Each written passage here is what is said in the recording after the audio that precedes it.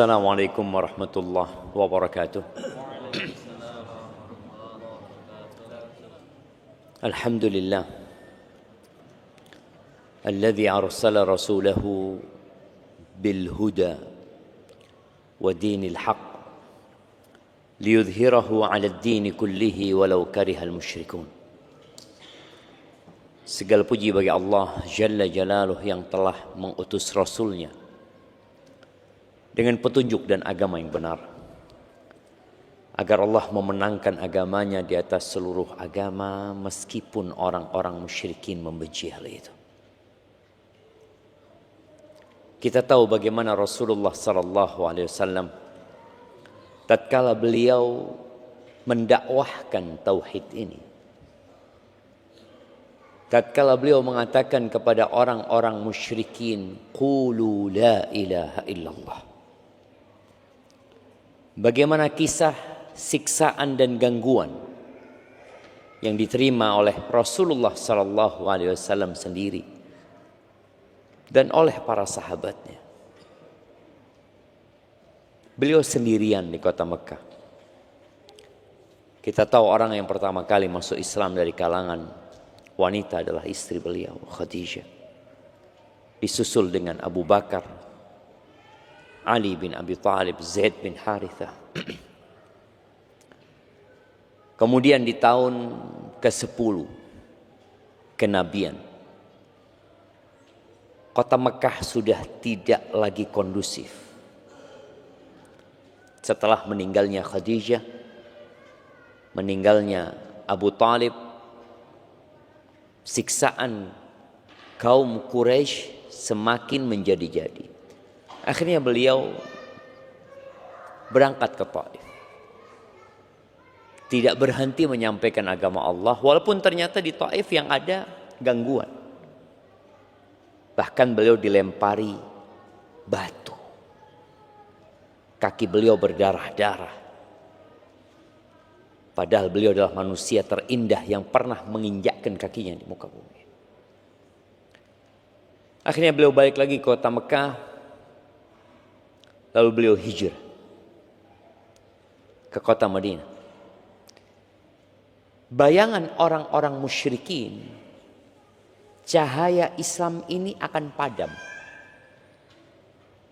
Dan mereka berusaha dengan segala upaya untuk melakukan itu. Terjadi perang Badar di bulan Ramadan. Ana mau tanya nih, yang bukan mahasiswa, kalau mahasiswa tahu jawaban. Ana mau tanya yang bukan mahasiswa, tanggal berapa terjadi perang Badar itu, dan berapa jumlah pasukan musuh, dan berapa jumlah pasukan umat Islam, dan berapa yang terbunuh dari kalangan kaum musyrikin? Nah, siapa yang mau jawab? Tanggal berapa? Tanggal 2. Tahun 2. Tanggalnya bukan 2. Tahun kedua Hijriah, betul. Tapi tanggalnya bukan. Nah, ada usaha dari Bapak. Siapa? Taib, tanggal 17 Ramadan, sahih. Lanjut. Berapa jumlah pasukan kaum?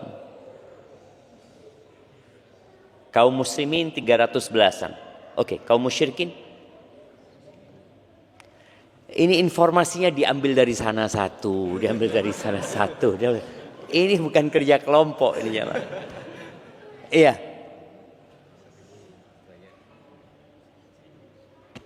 Jumlah kaum musyrikin 1000. Oke, betul. Berapa yang terbunuh dari kaum musyrikin?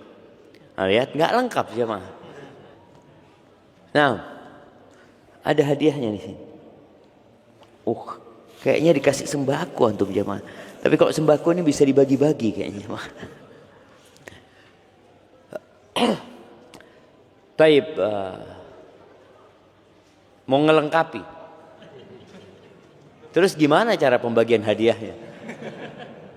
Di sini bulan dan tahunnya, Di sini jumlah pasukannya antum menyebutkan yang terbunuh dari kaum musyrikin. Berapa yang terbunuh? 70-an. Dan yang ditawan 70 orang. Dari kaum muslimin yang terbunuh ya likuran lah. Sebutkan coba. Nanti kalau sudah selesai kajian antum maju ke depan, hadiahnya diambil nanti ya. 3 orang ini jamaah ya. Karena mereka akan bagi hadiah bertiga.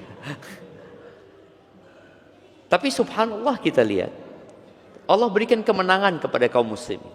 Yang mungkin kaum muslimin ada kebanggaan lah, ada kegembiraan. Tapi ternyata di tahun ketiga Hijriah, perang Uhud kalah umat Islam. Di tahun kelima Hijriah datang pasukan musyrikin dengan membawa 10.000 prajurit yang siap perang. Subhanallah. Saat itu umat Islam dalam kondisi yang menakutkan. Nabi SAW mengatakan kepada mereka saat beliau memecah batu dalam penggalian parit itu, bahwa Romawi akan ditaklukkan, Persia akan ditaklukkan. Aku melihat istana-istana yang ada di Madain, Yaman akan takluk. Semua umat Islam yakin bahwa apa yang disampaikan Nabi SAW akan menjadi kenyataan. Tapi orang-orang munafik berbeda. Mereka mengatakan, gimana sih? Kita ini belum tentu selamat. Kita ini belum tentu bisa keluar dari perang Ahzab itu, melanjutkan kehidupan. Kok ini janjinya sudah muluk-muluk. Tapi orang beriman yakin dan terjadi. Bagaimana Romawi di Syam pada saat itu, bagaimana Persia, bagaimana Yaman kemudian masuk ke dalam negeri Islam. Konstantinopel, Nabi berjanji, la tuftahunnal Qustantini, benar-benar akan ditaklukkan Konstantinopel itu.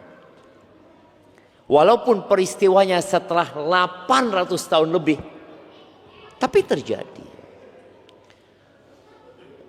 Maka bagi kaum muslimin, hendaklah kita tidak malu untuk mengangkat kepala kita, lalu mengatakan, ana muslim, ana muslim. Allah akan menangkan agama ini. Tapi butuh perjuangan dan kesungguhan serta pengorbanan umat Islam. Kita akan masuk ke bulan Ramadan. Allahumma ballighna Ramadan. Bulan yang tadi di situ terjadi perang Badar. Perang pertama mungkin yang menjadi penentu, yang membedakan antara al-haq dan al-batil. Allahumma salli wa sallim ala abdika wa rasulika Sayyidina wa maulana Muhammadin wa ala alihi wa ashabi ajma'in, amma ba'd. Jamaah rahimakumullah, bagaimana kita menyambut Ramadan? Kita melihat ada keanekaragaman umat Islam di berbagai penjuru dunia dalam menyambut bulan Ramadan ini. Tapi kalau kita melihat bagaimana Rasulullah SAW menyambut Ramadan, sepertinya itu yang harus kita contoh. Itu yang harus kita lestarikan. Yang perlu kita lakukan dalam menyambut bulan Ramadan ini, ya bergembira. Nabi SAW bagaimana beliau menanamkan kegembiraan di hati para sahabat. Atakum Ramadan, datang nih bulan Ramadan nih. Syahr mubarak, bulan yang penuh dengan berkah. Pintu-pintu surga dibuka, pintu-pintu neraka ditutup, setan-setan dibelenggu. Tiap malam akan ada yang menyeru kepada kebaikan, ya baghiyal khair aqbil. Wahai orang yang ingin kebaikan, ayo nih. Allah siapkan bulan itu. Wa ya baghiya syarr, bagi orang yang ingin berbuat jahat. Ya, masih ada kadang-kala kita keinginan berbuat dosa. Aksir, udah tahanlah engkau, berhenti gitu. Dan di bulan Ramadan itu ada vonis bebas dari api neraka. Semua orang yang ada di sini dan semua orang yang ada di bagian akhwat sana dan semua manusia yang ada di muka bumi ini, baik yang sudah mati atau yang akan dilahirkan, semuanya punya tempat di neraka. Ada tempat anak, tempat antum, ada. Neraka itu cukup untuk seluruh umat manusia dan surga itu cukup untuk seluruh umat manusia. Di malam-malam Ramadan atau di hari-hari Ramadan ada al-itqu minan nar. Ada pembebasan dari api neraka. Gembira tidak tatkala kita mendengar hal itu? Di Ramadan ada satu malam yang lebih baik dari 1000 bulan. Siapa yang umurnya 1000 bulan? Ana kasih hadiah.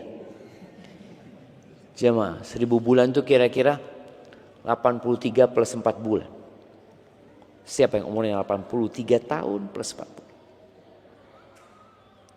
Sepertinya orang yang umurnya segitu, kalau dia masih hidup, ada sebagian yang sehat, ada sebagian yang sudah sakit-sakit, udah gak produktif lagi. Tadi subuh ada kawan datang, dia mengatakan, Ustaz, ibu Ana sudah mulai pikun, Ustaz. Udah mulai pikun. Artinya ada kondisi ketika umur lanjut itu gak produktif lagi. Ini satu malam lebih baik daripada beramal selama 1000 bulan. Umur umat Nabi Muhammad SAW gak panjang. 60 sampai 70 dan yang lewat sana sangat sedikit sekali. Tapi itu ada di bulan Ramadan. Tatkala kita tahu ada bonus itu, apa yang akan kita lakukan? Allahumma balighna Ramadan. Kita akan berdoa, ya Allah sampaikan aku ke bulan Ramadan. Sampaikan aku ke 10 hari terakhir dan berikan kepada aku Lailatul Qadar. Itu bagi orang yang punya visi ke depan. Di bulan Ramadan ini yang gembira siapa jemaah? Yang gembira karena urusan dunia. Pedagang. Pedagang itu malah senengnya di 10 hari terakhir ya. Apakah pemandangan ramainya pasar itu ada di masa Nabi SAW? Ada di masa para sahabat Nabi? Atau yang ramai di 10 hari terakhir itu masjid? Seperti yang kedua. 10 hari terakhir itu hari berburu Lailatul Qadar. Dan bagaimana para sahabat iktikaf. Istri-istri Nabi iktikaf. Mereka bukan iktikaf kalong kayak kita jemaah ya. Kebanyakan kita iktikafnya kalong. Berangkat malam pulang pagi. Mereka iktikafnya 10 hari full. Enggak kerja. Apa enggak cukup bekerja selama 350 tahun? Apa enggak cukup? Kalau kita berpikir, aku wis kerja 350 tahun kerja. Gimana? Oh, tahun, hari. 350 hari ya. Mungkin enggak 350 hari ya. 344 hari atau 45 hari. Bekerja. Kemudian 10 hari ini apa enggak bisa aku cuti? Gak bisa aku fokus untuk mendapatkan yang satu malam lebih baik dari 1000 bulan. Loh, tapi kan gak wajib Ustadz. Ya sudah, kalau bicara gak wajib ini kita kalau ketemu sama ahli fikih susah. Ustadz ini ilmunya kalah sudah. Kan gak wajib.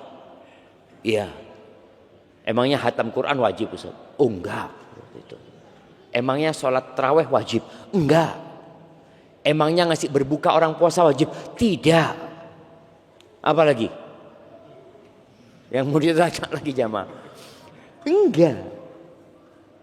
Tapi kalau kita bicara berapa banyak urusan dunia yang sunnah aja enggak kita lakon. Enggak ada sunnah. Makruh iya. Mubah. Kita cinta dengan hal itu. Sedangkan Allah mau bagi-bagi pahala sama kita, lalu kita katakan nggak wajib. Oh, bagi yang mau memang, bagi yang mau.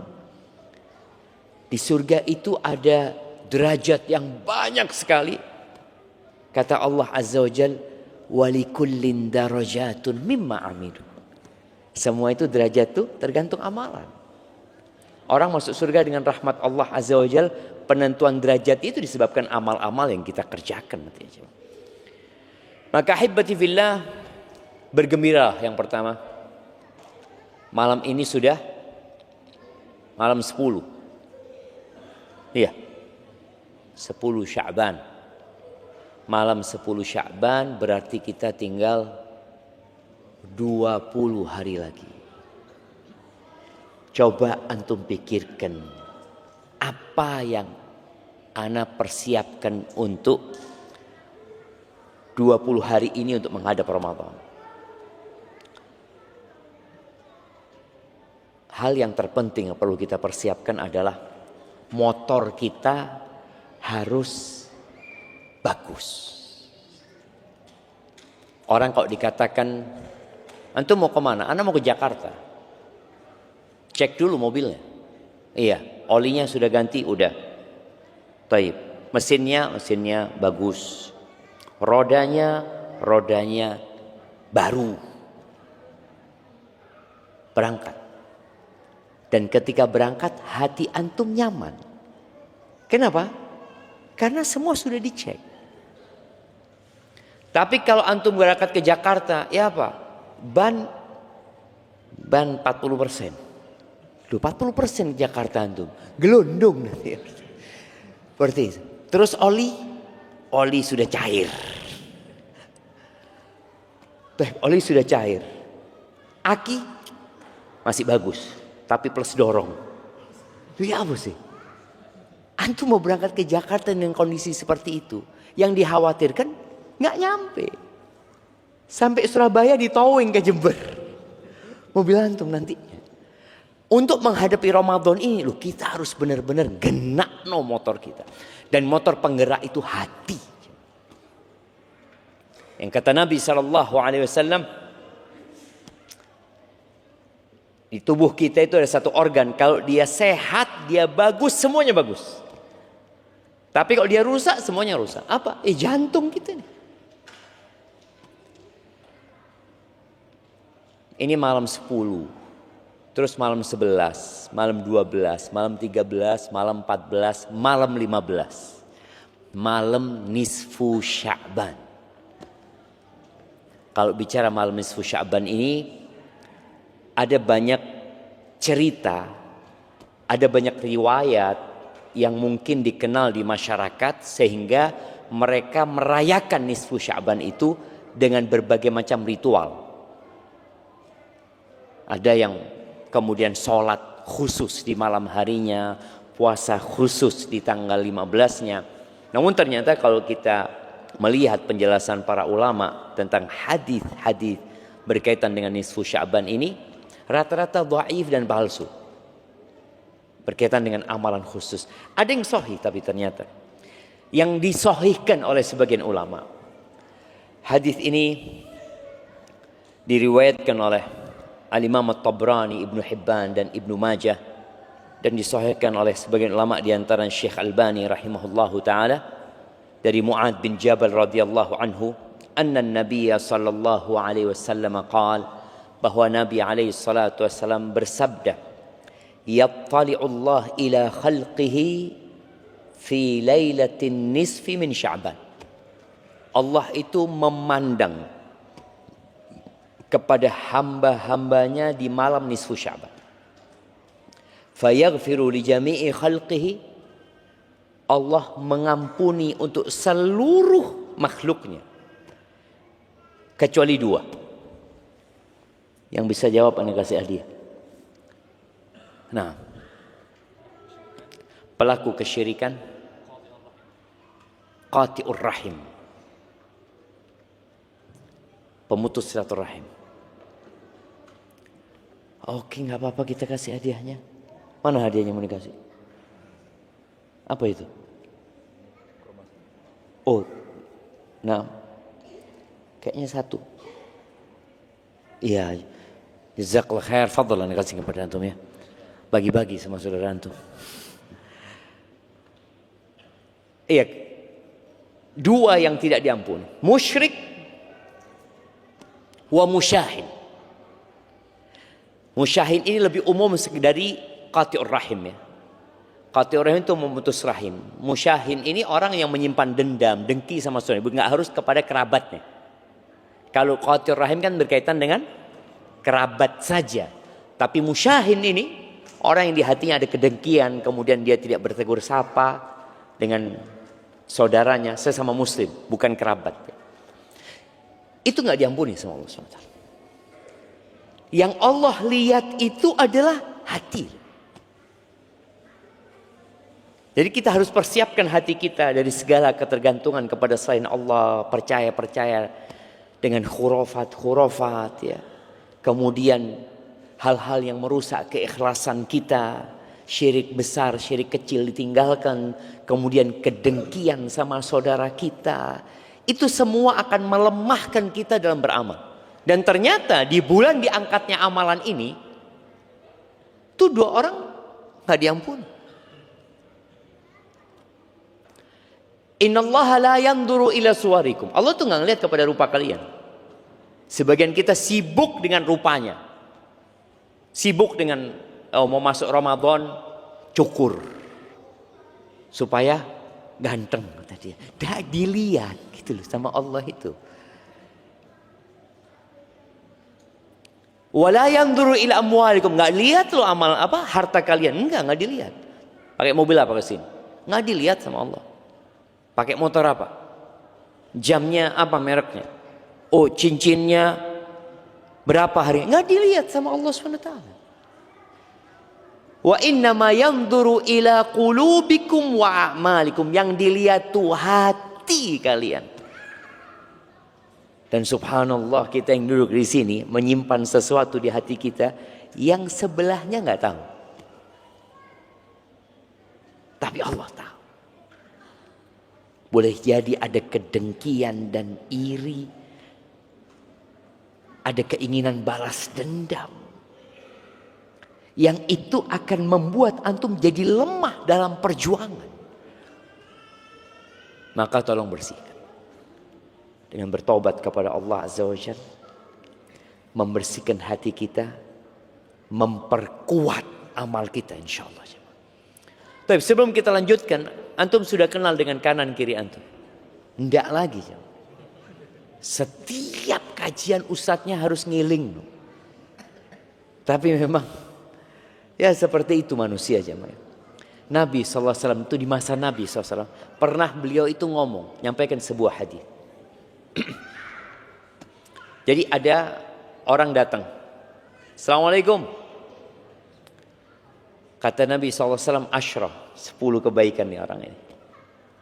Datang lagi, Assalamualaikum warahmatullahi wabarakatuh, 20. Assalamualaikum warahmatullahi wabarakatuh, 30. Habis Nabi menyampaikan itu alaihi salatu, ada sahabat pergi nggak salam jemaah. Ya kata Nabi SAW, ya Allah baru saja disampaikan, kata Nabi SAW. Sudah hampir lupa gitu loh. Lalu Nabi alaihi salatu mengatakan, yang terakhir itu tidak lebih penting daripada yang pertama. Jadi salam itu ketika datang dan ketika pergi gitu loh jemaah. Cuma tadi bagaimana sahabat Nabi lupa jemaah. Tapi antum sudah kenal belum? Antum kenal sama yang kanan antum? Enggak. Antum? Loh dia ngarep soft pertama enggak kenalan jemaah. Yuk kenalan kabeh jemaah. Kenalkan nama, dari mana, apa profesinya.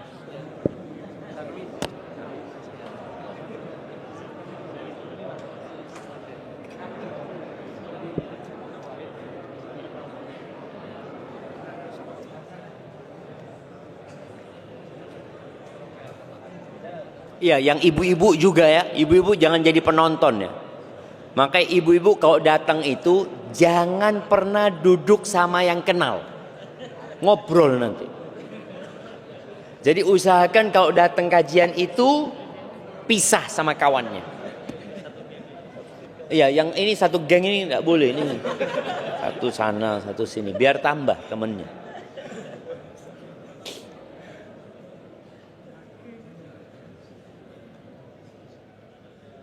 Nah, ana mau kasih hadiah buat yang kenalannya baru saja ini 5 orang. Oh, angkat tangan 5 orang ya, sebutkan. Dari Keranjingan, oke. Terus 5 orang. Loh. Dari mana? Loh, lali. Ambulu. Terus dari iya, kemudian loh, pertanyaan 5, telu 5. Iya, 5. Loh, 5 orang yang kenal. Pertanyaannya kenal 5 orang barusan. Loh, 1 orang tuh enggak 5. Tidak ada kan jemaah?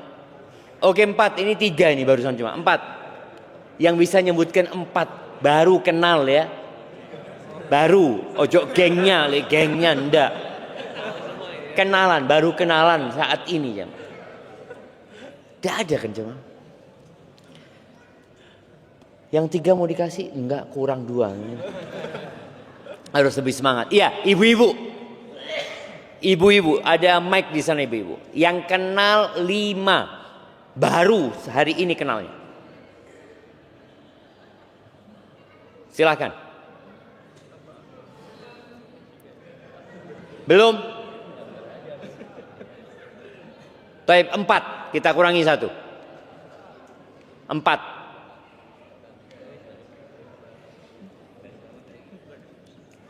Ibu-ibu.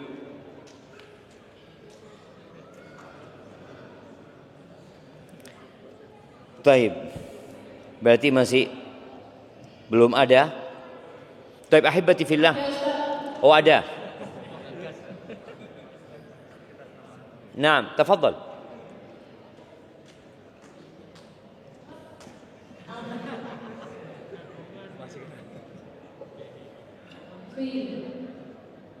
Iya. Sebutkan namanya dari mana, namanya tok. Baik nama kari ngarang iso jemaah. Siapa yang dari Jember? Iya, terus. Rahmah. Sama dari Jember, sama. Salma, oke. Kemudian. Dahlo. Dia dari Dahlo. Iya, terus. Oh, Iva dari Jalan Jawa. Iva dari? Jalan Jawa. Dari Jalan Jawa. Oh, gitu. Oke. Sudah 4? Oke, siap. Kasih hadiahnya, ada kerudung kalau nggak salah di sana itu. Taib ahibati fillah, masalah hati ya, tolong kita ini perlu bersih-bersih hati. Hati ini dibersihkan dengan istighfar, memohon ampun kepada Allah Subhanahu wa taala. Yang kedua, berkaitan dengan kesalahan kepada manusia, maka kita harus minta maaf sama mereka. Ada orang yang amalnya baik, tapi hatinya nggak baik. Masih ingat kisah seorang wanita yang ditanyakan kepada Rasul sallallahu alaihi wasallam, "Fulanah ya Rasulullah, fulanah taqumul lail wa tasumun nahar wa tatasaddaq." Fulanah ya Rasulullah, Masya Allah. Kalau ibadahnya jangan ditanya. Salat malam, puasa sunnah, sedekah. Walakin fi lisaniha saltah. Tapi kalau ngomong pedes, tu'zi jirana, suka menyakiti tetangganya dengan lisan. Dan lisan ini gayungnya hati. Lisan ini gayungnya. Apa gayung itu jemaah? Bahasa Indonesianya gayung. Ya. Bahasa Jawanya cibuk. Iya, gayungnya hati. Yang keluar di lisan itu adalah gambaran hatinya. Apa kata Nabi SAW? La khaira fiha hiya finnar. Nggak ada baiknya nih perempuan, neraka tempat. Loh, bagaimana dengan sholatnya? Bagaimana dengan puasanya? Bagaimana dengan sedekahnya? Boleh jadi semua itu dilakukan tidak dengan hati yang bersih. Boleh jadi ada riak di sana. Ada ujub kebanggaan. Yang terbukti dari gaya ngomong dia yang suka nyakiti tetangganya. Jadi kalau mau tahu orang itu, ya dari omongannya. Ini orang baik, Ustaz. Masya Allah. Dari mana kau tahu dia baik? Ya Allah, kalau ngomong menghormati. Kalau berbicara tidak pernah menyakiti. Itu tanda hati orang ini baik. Dan yang paling banyak memasukkan ke neraka itu apa? Lisan. Oh enggak Ustaz, ana ngomong kayak gitu enggak dari hati Ustaz. Lu ana enggak tahu. Enggak pernah ngelihat hatimu, tapi lisanmu itu cerminan hatimu. Maka tolong bertobat. Udah berhenti berbuat dosa. Enggak ada lagi bicara besoklah terakhir Ustaz. Enggak usah besok jemaah. Kita perlu menguatkan motor kita tadi. Ingat yang datang kepada Hasan al-Basri tentang seorang yang enggak bisa sholat malam. Sebagian kita nih, kita udah bahas di bulan Rajab bagaimana menyambut Ramadan sebenarnya. Kita sampaikan bagaimana kita memperbanyak baca Quran, sholat malam ya, puasa. Kalau ternyata antum di bulan Syaban, aku kok nggak bisa puasa Ustaz ya? Anak kok nggak bisa sholat malam Ustaz? Padahal fulan bisa, anak punya tetangga, anak punya kawan, anak punya sohib sekantor, puasa kuat. Ngajinya kuat Ustaz, tiap hari 1 juz. Di bulan Rajab, bulan Syaban 1 hari 2 juz.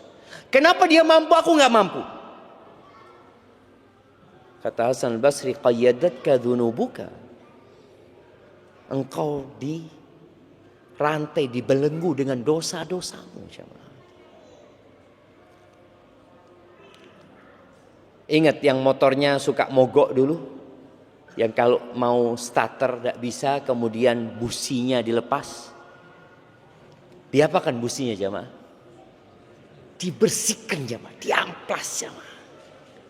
Terus masukkan lagi, starter lagi. Belum bisa ternyata. Diambil lagi, dibersihkan lagi, tambahi doa. Ya Allah, tidak sampai ke tempat kajian kalau ini tidak hidup ya Allah. Starter hidup. Jadi kalau antum di bulan Sya'ban ini ternyata punya masalah dengan ibadah-ibadah yang seharusnya dilakukan. Yang Nabi SAW di bulan diangkatnya amalan ini memperbanyak puasa sunnah, kita enggak.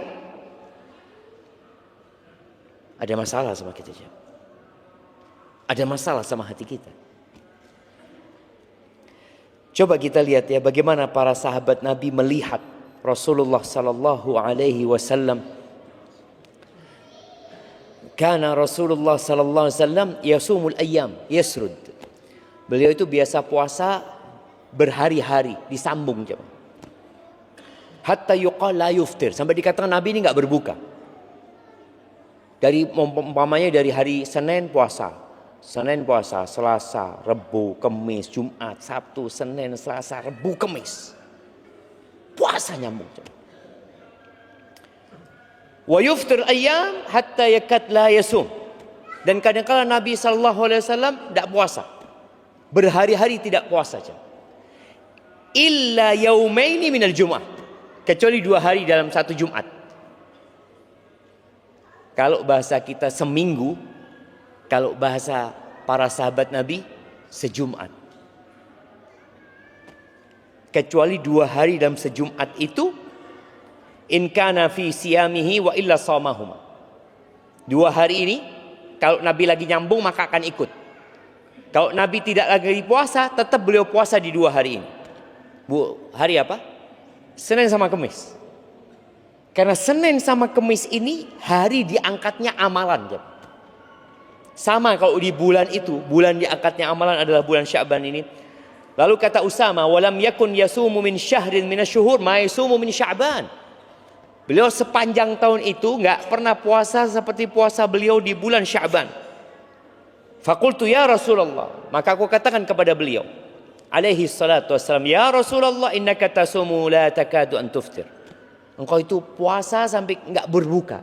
Nanti berbuka dan tidak puasa berhari-hari kecuali di 2 hari itu yang biasa engkau akan menjaganya. Iyo men, kata Nabi, 2 hari yang mana? Kata Nabi SAW. Kata Usama, yaumul itsnin wal khamis. Senin Kamis. Jaga terus Nabi SAW. Lalu Nabi SAW mengatakan, dhanika yaumani, itu 2 hari amal itu dipaparkan kepada Allah Rabbul Alamin. Wa uhibbu an yurfa'a au an yu'rada amali wa ana shaim. Aku ingin amalanku diangkat dalam kondisi aku puasa.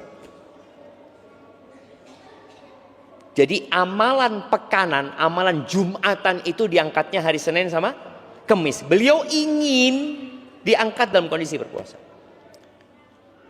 Terus Sya'ban. Kenapa? Dzaka syahrun yaghfalun nasu anhu. Bulan Sya'ban itu bulan yang dilalaikan oleh manusia. Posisinya antara Rajab dan Ramadan. Kita sudah bahas bagaimana para sahabat Nabi itu mengagungkan Rajab dan Ramadan. Mereka mengagungkan, dan boleh jadi di Rajab mereka juga memperbanyak puasa, memperbanyak ibadah di sana. Terus Sya'ban mungkin sebagian orang berpikir istirahat. Persiapan Ramadannya dengan istirahat. Istirahat loh Ustaz. Entah lagi mau Ramadan kita. Harus makan yang benar di bulan Sya'ban. Orang lalai dengan bulan Sya'ban. Padahal mereka, para sahabat Nabi radhiyallahu taala anhum, mereka hafal dengan bulan-bulan Islam. Oke, Anda mau tanya. Antum sebutkan bulan-bulan Islam. Nah,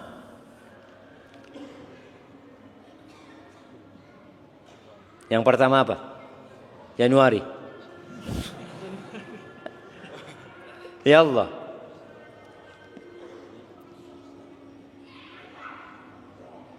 Nasid jaruhu. Nah, yang sebelahnya. Antum. Muharram. Langsung Rajab. Muharram, Rajab, Sya'ban. Ya hendaklah. Habis Muharram apa? Cuma aja dulu lah. Belakangnya.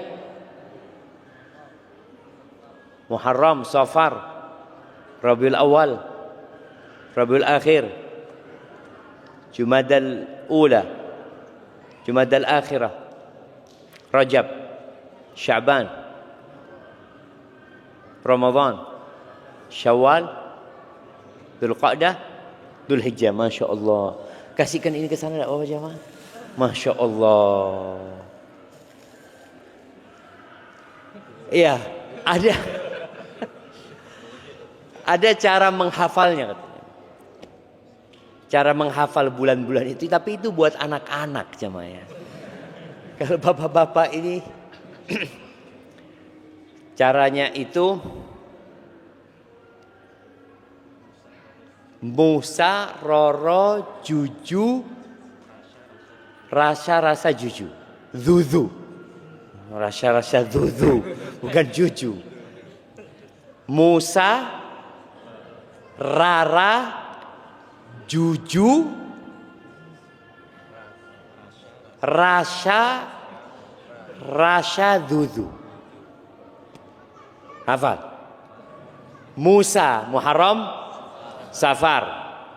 Rara, Rabiul Awal, Rabiul Akhir. Juju, Jumadal Ula, Jumadal Akhirah. Rasha.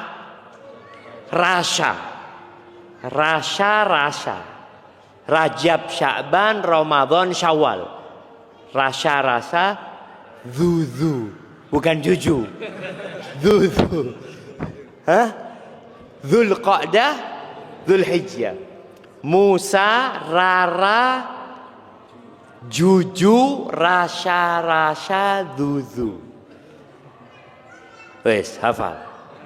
Oke, kita dengarkan azan dulu baru kita tes lagi, bentar lagi jam 6.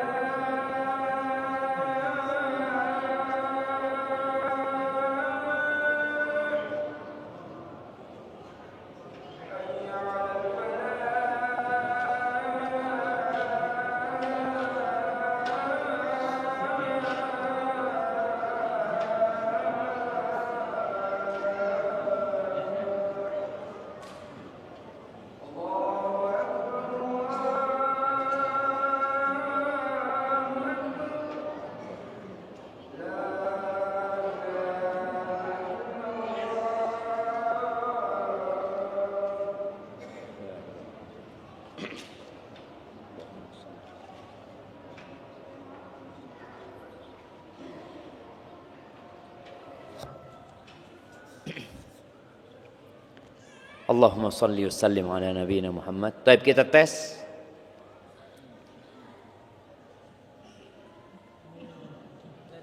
Ya. Iya, singkatan tadi. Musa, Harun. Oke. Musa, Rara, Juju, Rasha, Zuzu. Masya Allah, betul jemaah. Kasih hadiah. Nggak apa-apa, kasih kurmanya nih sama dia. Masya Allah. Ya, ibu-ibu. Kalau ibu-ibu guru TK bisa jemaah. Itu buat anak TK. Masa kita kalah sama anak TK?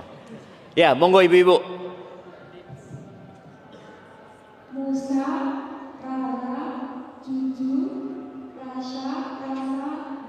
Ya, ini guru TK kayak ini jamaah.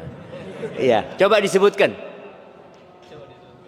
Musa, Muharram sama Safar. Iya. Terus Jumadil awal, Jumadil akhir. Oh, Rara dulu kok. Rabiul awal, Rabiul akhir. Iya. Jumadil awal, Jumadil akhir. Terus. Rasa, Rajab, Sa'ban. Rasa yang kedua Ramadan sama Syawal, Dzulqa'dah sama Dzulhijjah. Masya Allah. Nah, silahkan milih hadiahnya, tidak apa-apa sudah. Iya, taib jamaah. Di bulan Sya'ban ini Nabi SAW banyak puasa. Bulan ini dilalaikan sama orang. Kita itu kalau ditanya, insya Allah puasa kapan ya? Kapan jamaah puasa insya Allah? Insya Allah 19. Kok iso? Puasa itu ya 1 Ramadan. Sampai kapanpun poso itu 1 Ramadan. Tapi karena kita nggak peduli dengan kalender kita menghafalnya Masehi. Sampai Ramadan kita, sampai Syawal kita tetap yang dihafal Masehi. Kapan insya Allah kita Lebaran? 1 Syawal. Mulai zamannya Nabi Muhammad SAW sampai hari kiamat, yang namanya Lebaran itu kapan? 1 Syawal. Dan ketika Nabi SAW menyebutkan banyak orang lalai, ini di masa Nabi SAW. Bagaimana dengan di masa kita? Yang pahala di waktu dilalaikan orang itu nilainya besar sekali. Al-ibadatu fil haraj kahijratin ilayya. Ibadah di waktu-waktu orang lalai, sibuk cari dunia, ini itu seperti hijrah kepada aku, kata Nabi SAW. Salat duha yang paling utama itu kapan? Hina tarmudul fisal. Yang dikatakan salatul awabin, salatnya orang-orang yang kembali kepada Allah. Itu bukan jam 7, bukan di awal siang, bukan. Tapi ketika anak onta mulai kepanasan. Anak onta itu pagi masih duduk-duduk, jemaah, lama-kelamaan kok panas, baru dia pergi. Dan biasanya di waktu itu orang sudah sibuk bekerja. Kalau mau berangkat kerja kan memang belum sibuk. Tapi coba antum sholat duha jam 10. Waduh, wis kerja, wis ini, itu, wis batal wudhu. Apalagi wis pakai kos kaki, pakai ini, aduh malas sudah jamaah. Maka pahalanya jadi sholatul awabin. Salatnya orang-orang yang kembali kepada Allah. Saat mereka sibuk, ternyata antum kembali kepada Allah SWT. Dan Sya'ban ini kayak gitu. Dan di bulan Sya'ban itu diangkatnya amalan. Dan aku ingin, kata Nabi SAW, ayyurfa'a amali wa ana sha'im. Aku ingin diangkat amalanku dalam kondisi aku puasa. Baik, sebutkan 3 keutamaan puasa. Masih ada hadiahnya. Nah, 3 keutamaan puasa. Fadhal, 3. Ada 10 mungkin jamaah. Yang sudah angkat tangan tadi tidak lagi. Nah, 3 keutamaan puasa. Baik, ibu-ibu.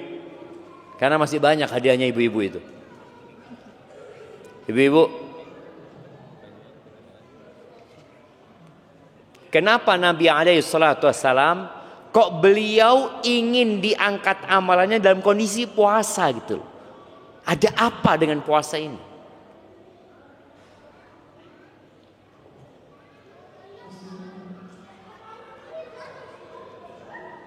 Naam, tafadhali.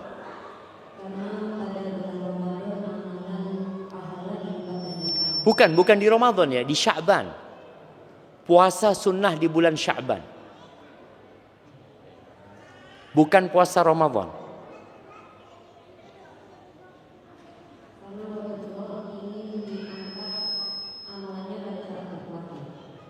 Iya, kenapa?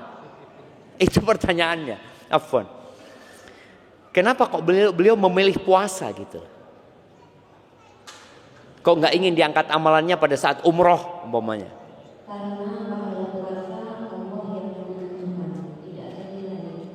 Masya Allah. Iya, itu satu. Yang kedua,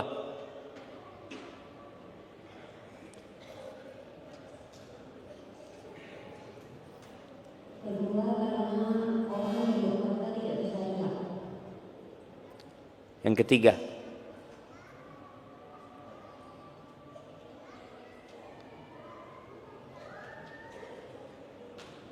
nah, nggak apa-apa, 2 aja nggak apa-apa sudah.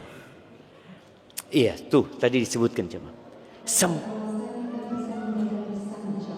Kenapa?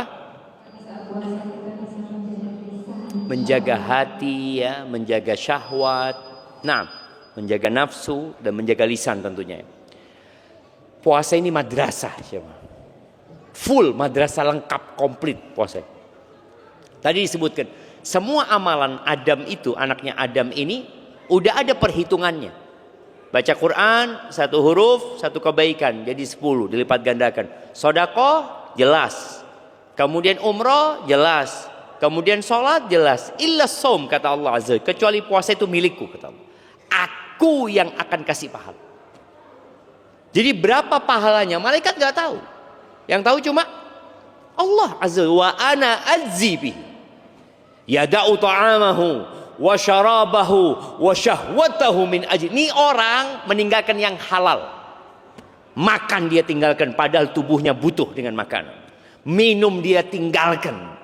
Syahwatnya, istrinya yang halal dia tinggalin karena aku kata Allah Azza wa Jalla. Nabi ingin seperti itu. Jadi ketika diangkat amalannya ada puasa. Yang perhitungannya hanya Allah yang tahu. Kemudian orang yang puasa itu punya waktu lebih panjang lagi dalam hidup ini. Yang banyak memakan waktu kita itu adalah makan dan minum kadang-kala jamaah.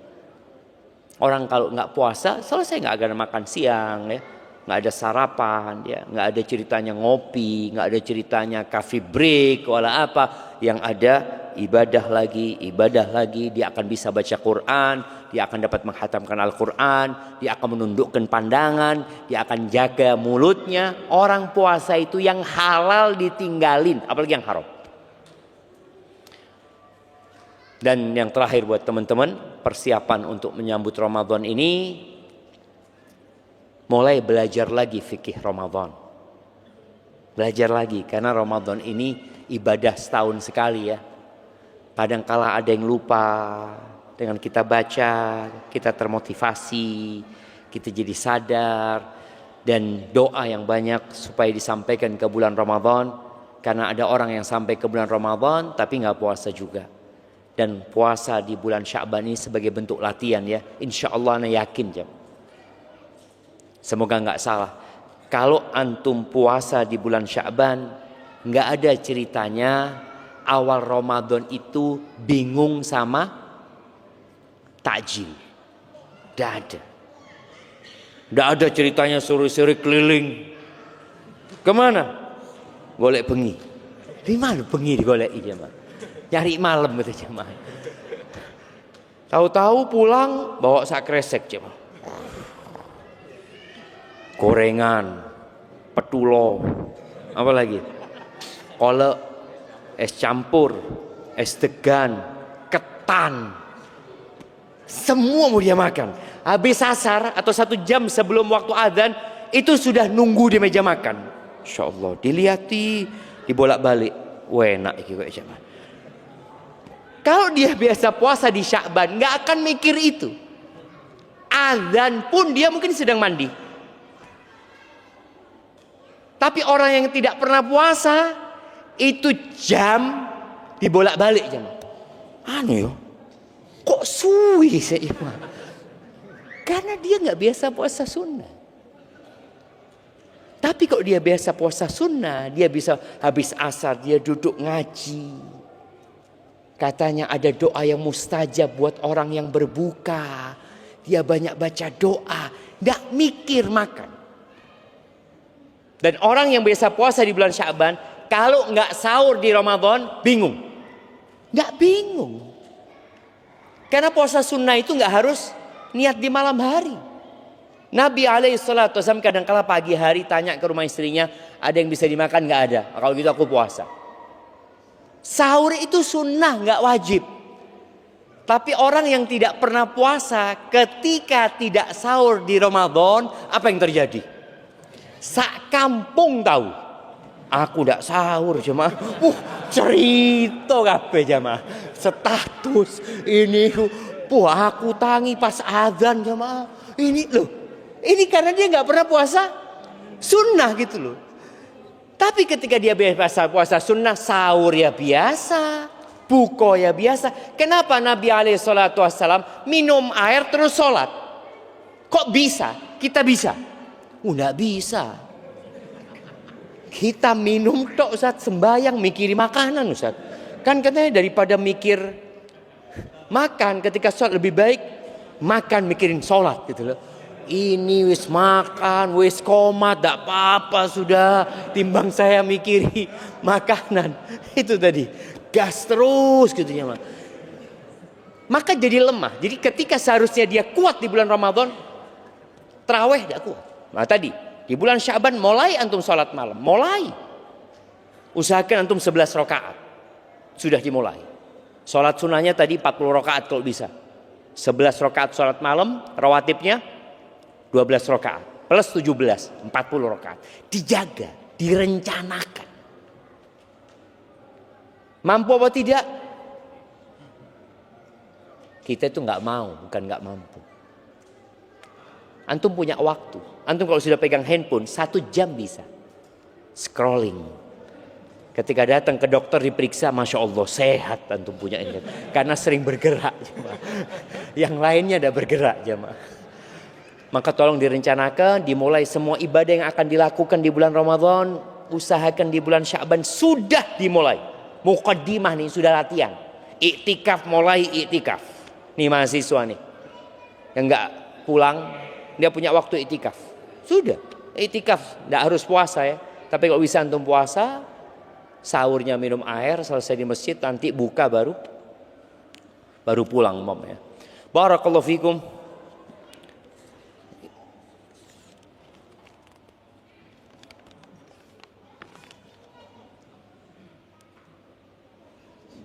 Wah ini rame nih jemaah. Bismillah, izin bertanya Ustaz, bagaimana pendapat Ustaz tentang seorang Ustaz yang mengkritisi kajian berbayar? Apakah pendapat pribadi Ustaz tersebut bisa dijadikan hujah dan rujukan? Yang pertama, hujah itu adalah qala Allah, qala Rasul ya. Kalau bicara ini pendapat, ya pendapat, nggak ada masalah seorang berpendapat dan boleh jadi dia menyimpulkan hal itu karena ada pertimbangan ya, seperti itu. Nggak ada masalah. Jadi antum jangan anti kritik. Ketika antum dikritik, itu menjadi bahan untuk introspeksi diri kita. Boleh jadi memang kita salah. Boleh jadi dia yang benar. Jadi ada masalah-masalah yang ada ruang untuk pendapat di antara para ulama, para asatidzah, hendaklah berlapang dada menghadapi hal itu dan selalu berbaik sangka. Berbaik sangka dengan yang mengkritik dan berbaik sangka dengan yang dikritik. Dengan cara itu insya Allah kita akan tetap menghargai dan menghormati para asatidzah. Barakallahu fikum.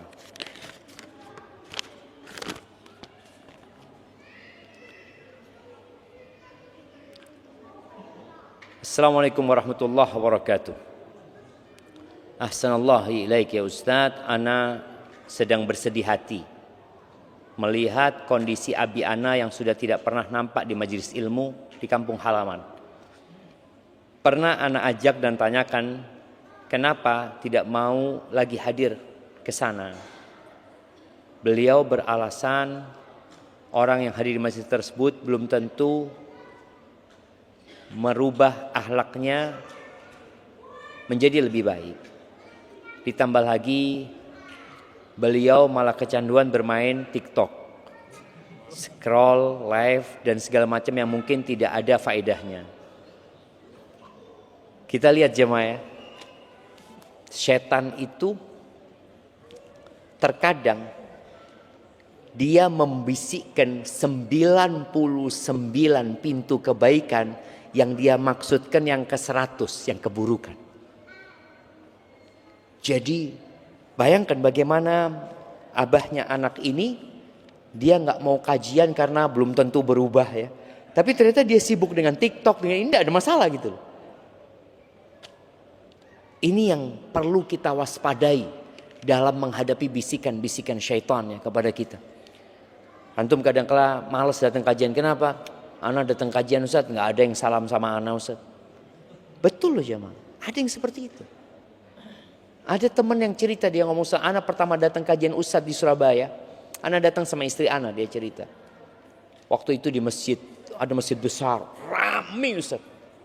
Ana duduk di tengah-tengah lautan manusia itu. Ana di WA sama istri ana. Ada yang nyapaan tuh, ada yang nyapaan tuh. Gak ada gitu. Nafsi-nafsi. Nah itu yang terjadi kadang-kala gitu. Menyebabkan orang akhirnya gak suka datang kajian. Apa sih yang menghalangi antum untuk mengatakan Assalamualaikum, kaif halak? Ana dari sini, antum dari mana? Gitu. Apa yang menghalangi? Bid'ah. Apanya yang bid'ah aja mah? Titik-titik bid'ah gitu kan. Malah kita dianjurkan untuk ketika berjumpa untuk mengucapkan salam dan bersalaman gitu loh. Itu sunnah yang kita tinggalkan. Lalu kita mengaku ahlus sunnah wal jamaah. Pertanyaannya Ustaz, bagaimana sikap kami sebagai anak terhadap perilaku abi, dan bagaimana memujuknya agar kembali ke majelis ilmu dan meninggalkan hal-hal yang tidak berfaedah tersebut? Dan apakah benar perilaku beliau merupakan sikap puber kedua? Syukran Ustaz. Ono tak puber kedua jemaah? Ya, ahibati fillah. Apa sikap anak? Sikap anak terhadap orang tua yang seperti ini, yang pertama mendoakan. Yang kedua, kalau bisa ketemu. Artinya ini kan di kampung. Anaknya boleh jadi ada di tempat lain. Anaknya di Jember. Kalau kita ngasih nasihat pakai surat ya nggak apa-apa. Antum tulis surat sama orang tua, jangan WA ya. Tulis surat yang di print, kirimkan ke orang tua pakai pos, biar dibaca, biar enak bacanya. Kalau memang berjauhan.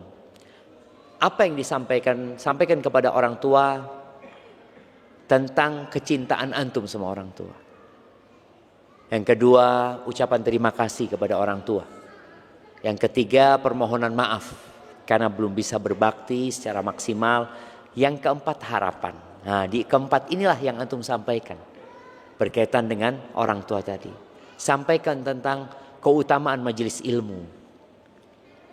Di majelis ilmu itu apa saja keutamaannya gitu loh.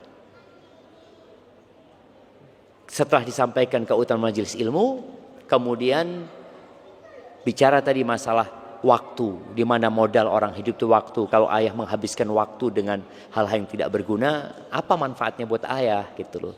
Mungkin seperti itu. Jadi sharingnya itu tidak ngasih tahu, tapi ngajak orang tua untuk berpikir. Semoga dengan cara seperti itu Allah berikan hidayah. Bismillah, izin bertanya Ustaz, apakah boleh melanjutkan makan sahur sementara adzan subuh sudah berkumandang dengan alasan agar tidak mubadzir? Enggak apa-apa sampai zuhur sekalian jam.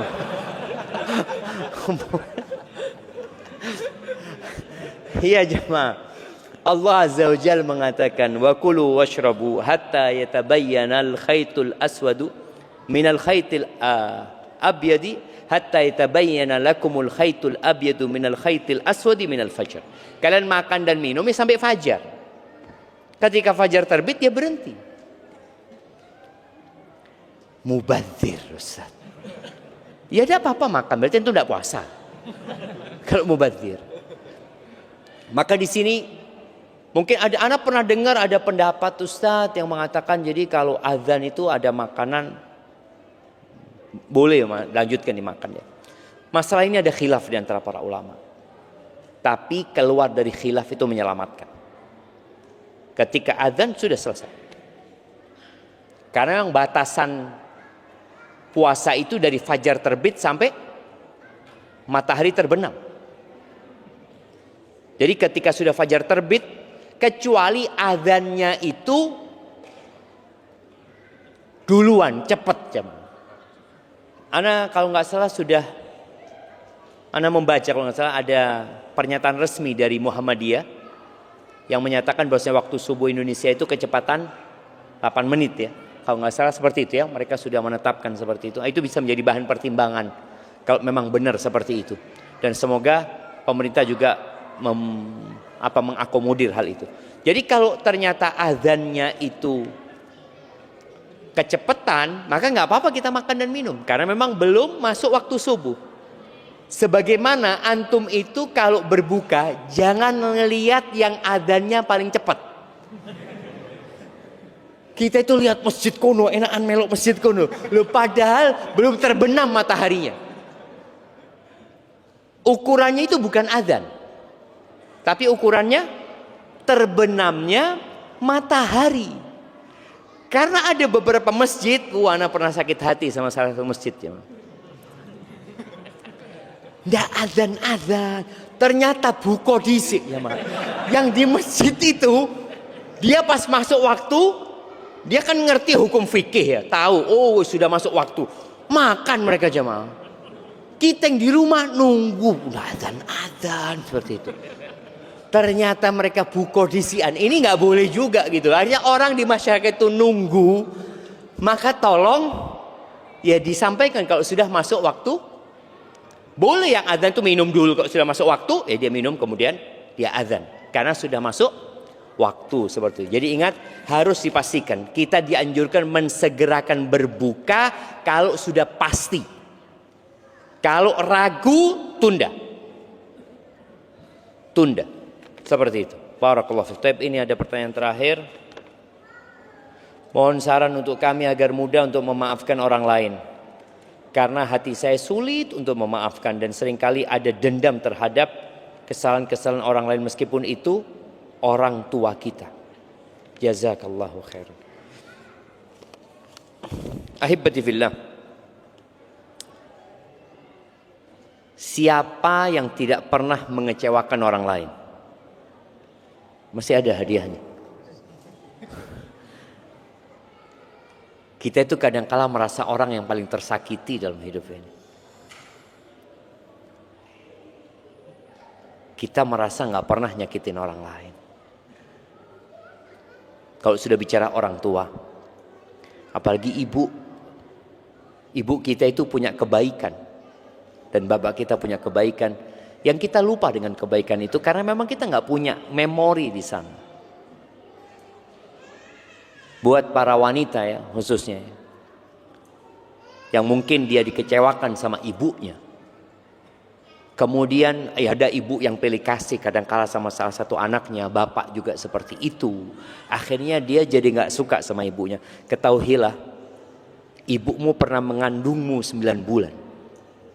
Yang kau gak tahu. Itu cukup kebaikan yang tidak terbalaskan. Ketika proses melahirkan,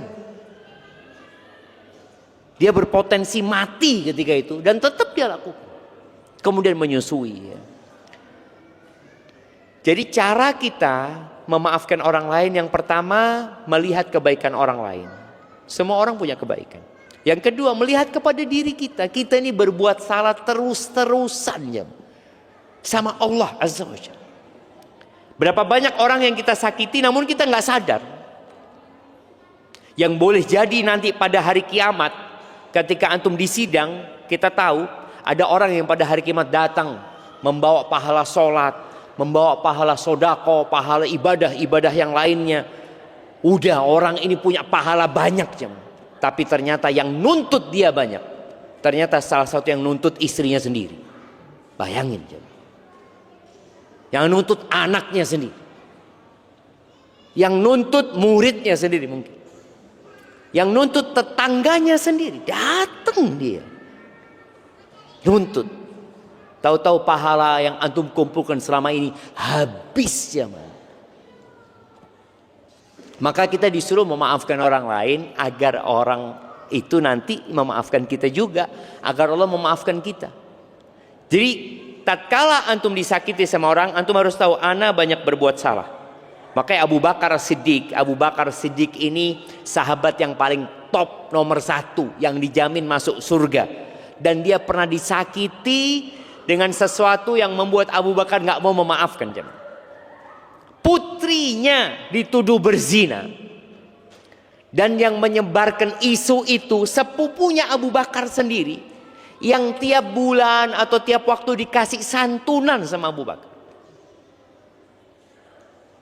Gara-gara itu Abu Bakar bersumpah tidak mau memaafkan Mistah. Lalu Allah tegur,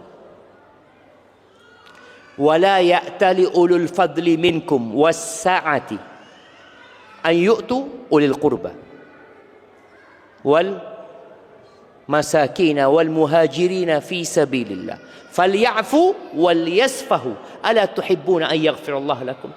Kata Allah, jangan sampai itu ada orang-orang yang Allah kasih rizki lebih, Allah kasih keluasan rizki, kemudian dia bersumpah tidak mau ngasih. Sumpah Abu Bakar, kerabatnya tidak mau ngasih, kerabatnya orang miskin, orang yang muhajir fi sabilillah, Mistah itu, hendaklah mereka memaafkan. Udahlah, nggak usah dikasih hukuman atas kesalahannya, itu sudah dilupakan.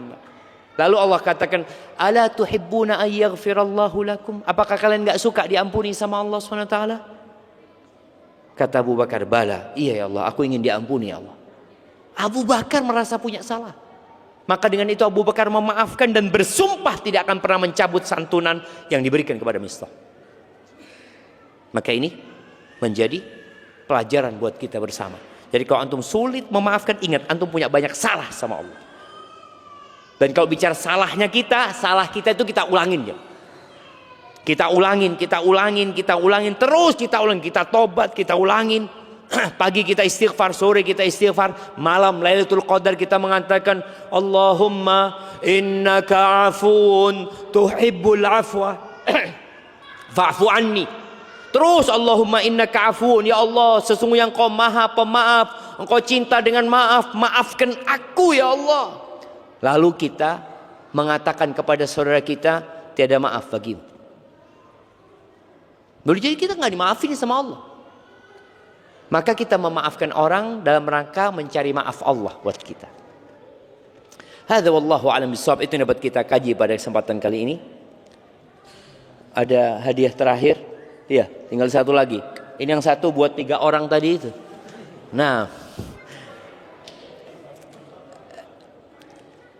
iya, pertanyaannya,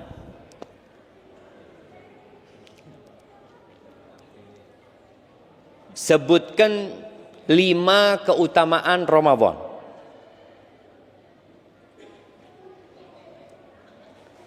Ayo jemaah, sini belum ada yang dapat hadiah sini. Oke. Nah,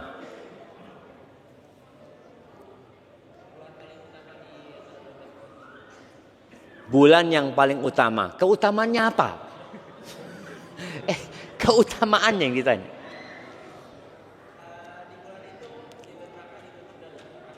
Pintu surga dibuka, pintu neraka ditutup.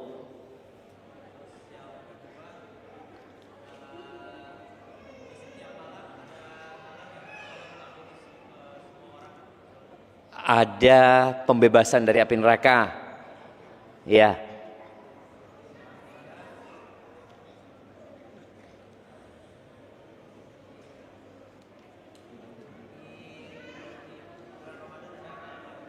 Ada 1 malam yang lebih baik dari 1000 bulan.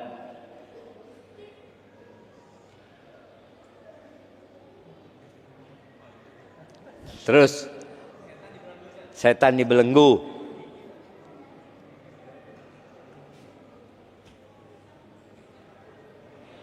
Kemudian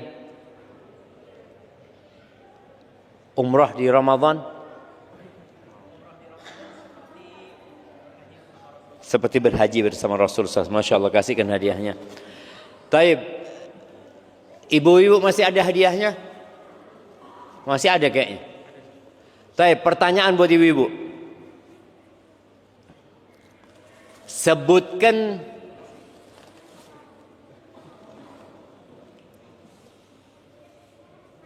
apa jemaah? Iya. Sebutkan 9 istri Nabi Muhammad SAW. Naam, tafadhali.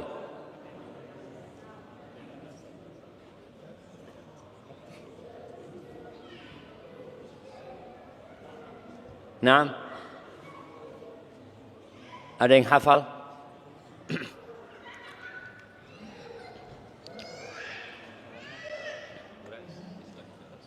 Siti Khadijah. Siti. Iya, tidak apa-apa. Siti Khadijah itu dari Sayyidati yang naam, tafadhal. Khadijah radhiyallahu anha. Naam. Saudah, Aisyah, Zainab, Ummu Salamah, Zainab, binti Jahsin, Juwairiyah, sama Ummu Habibah. Sudah. 9. Iya Ustaz.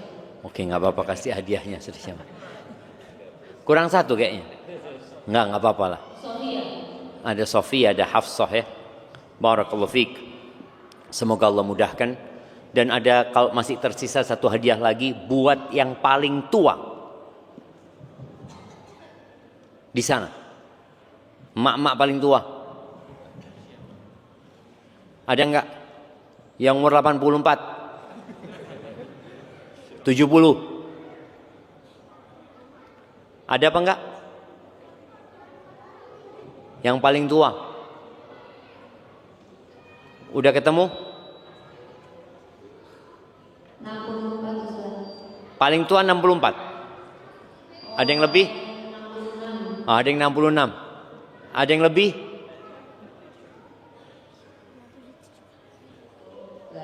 Oke, yang 66 sudah ya.